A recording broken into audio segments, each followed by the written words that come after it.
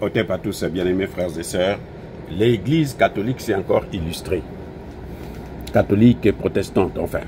Des confessions dites religieuses en RDC se sont manifestées encore. Vous savez quoi? Ils sont allés voir Kabila. Ils sont allés voir leur patron. En fait, vous voyez, eux, ils n'arrivent pas à rencontrer Tshisekedi. Mais Kabila, pour le rencontrer, c'est très facile pour eux. Ah oui, et ils sont très pressés de le rencontrer. Maintenant, ils délirent. Ils font quoi? Ils délirent. Ils font savoir que ils veulent que Kabila puisse s'impliquer dans cette affaire. Mais il est déjà impliqué. Kabila est déjà impliqué. Les confessions religieuses de la RDC, vous savez, quand un fou commence à raisonner, il faut se méfier. Il ne pourra jamais être logique jusqu'à la fin. Le problème, c'est que ces confessions religieuses n'ont toujours pas compris. Un, ils n'ont jamais condamné l'agression. Pour eux, il n'y a pas d'agression. C'est une affaire entre les Congolais. Pour eux, Kabila, c'est un Congolais. Kabila n'a jamais été rwandais. Il est né au Congo, grandi au Congo, de père et de mère congolaise. Ce que aujourd'hui tout le monde est en train de prouver que c'est faux. Et nous allons ajouter une chose, c'est que Kabila est impliqué depuis le début. En fait, c'est Kabila qui était à la fois le chef des FARDC et le chef des groupes terreau à l'est de la RDC. Donc, il s'est dit qu'il avait deux casquettes. Chef de l'armée nationale, chef des groupes terreau. C'est lui qui créait les groupes terreau expressément pour donner l'occasion de recruter des Rwandais dans l'armée congolaise et dans l'administration congolaise. Ce que Kabila a fait, c'est ça. C'est-à-dire qu'on prenait des cireurs de bottes, on en fait des généraux. À la solde de qui? De Kabila lui-même, qui est le patron de l'armée congolaise. Et tous les généraux congolais compétents ont été envoyés à la retraite anticipée. Les plus chanceux, ils ont carrément fui le pays. Les autres, eh ben, ils ont été envoyés au repos éternel. Pendant 18 ans. Imaginez combien de gens Kabila a massacré. Kabila a été leur chef. Le chef de l'armée et le chef. Mais il y a quelqu'un qui venait de témoigner là, un Congolais, qui avait compris ça depuis très longtemps. 2003, 2006, comme ça, par là. Il a dit, mais Kabila, le chef de l'armée et le chef de M23, c'est le même. On dit, mais c'est qui? Mais c'est Kabila. Aïe, on a pris, fausse rumeur, on a pu l'amener en prison, 3 ans de prison. Il était chanceux parce qu'on ne l'a pas tué, puisque en principe, Kabila, lui, ce qu'il faisait, c'était neutraliser carrément.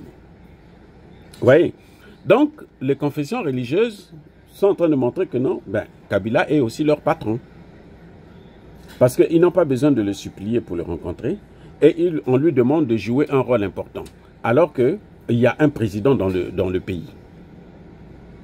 Vous voyez? On ne lui demande pas de rencontrer Tshisekedi, on lui demande de négocier avec Tshisekedi égal à égal. Comme si lui, il est le deuxième chef d'État du Congo, le chef d'État bis.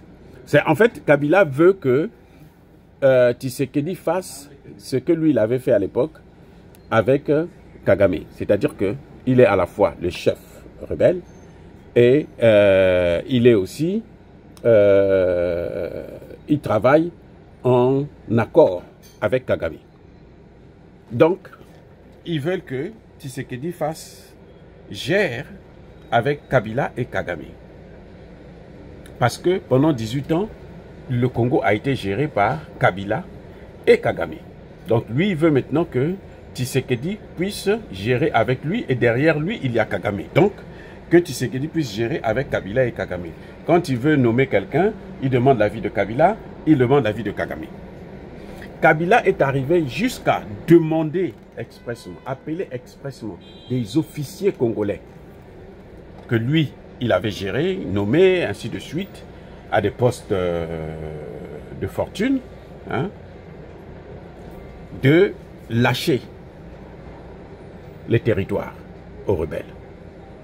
Mais en général, oui, c'est le président Kabila. Vous savez que tu as été président d'un grand pays comme celui-là. C'est le président Kabila. Ah bon, écoute, tu fais tout là, tu libères le Goma au M23. C'est comme ça. Parce que l'armée n'est pas... L'armée rwandaise, là, c'est une milice. Le président sud-africain l'a dit, c'est une milice. Ils ne sont pas forts. Mais, comme l'armée congolaise a été infiltrée, mais alors, à un niveau tellement... 18 ans d'infiltration, de formatage, écoutez, le résultat, c'est ça. Ce n'est pas facile pour Tshisekedi. Déjà, pour venir, il lui a fallu 5 ans pour comprendre le système. Et c'est maintenant qu'il comprend ce qui se passe, exactement ce qui s'était passé.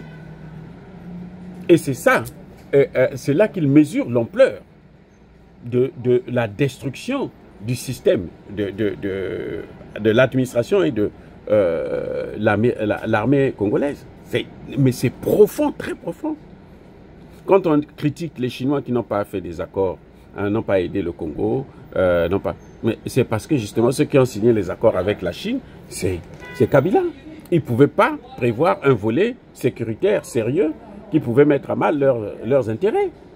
Soyons sérieux. C'est-à-dire que moi, je ne vois pas comment les gens parlent comme ça. Et puis, vous voyez.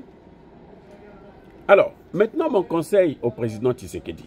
Monsieur le Président, Bako Sayote, si vous rencontrez les Ncholé, là, cette pacotille, là, ces sous-hommes, ces hommes de bas niveau, hein, si vous les rencontrez, seulement les rencontrez, là, vous allez commettre une erreur stratégique grave. Et puis qui pourrait peut-être même se retourner contre vous. Vous avez vu, vous avez voulu être gentil avec Katumbi en le laissant candidat. Voilà, maintenant, c'est lui qui aide Kabila. Lui aussi finance la rébellion. Hein. Il finance la guerre, les massacres des Congolais. Eh oui. Donc, vous n'avez pas de complaisance à faire. Prenez votre Bible, là, mettez ça de côté. Les dimanches, partez prier. Mais de lundi à vendredi, là, et même jusqu'à samedi, là, faites le travail sans la Bible dans la main. Vous allez voir que vous allez rapidement régler cette affaire. Ce n'est rien du tout. Vous n'aurez même pas besoin des Américains. Parce que les Américains, eux, ils viennent pour leurs intérêts. Eh oui, c'est leurs intérêts. Ils sont en difficulté. Ils ne peuvent pas se passer des minerais du Congo. Ils sont en difficulté. Donc, ils vont venir pour prendre les minerais. Et bon, c'est à vous de faire le choix. Donc, les catholiques, je crois que ce serait bien de les envoyer au Vatican. Leur place, c'est au Vatican parce qu'au Congo, là, ils n'ont plus de place. Les amis, soyez bénis.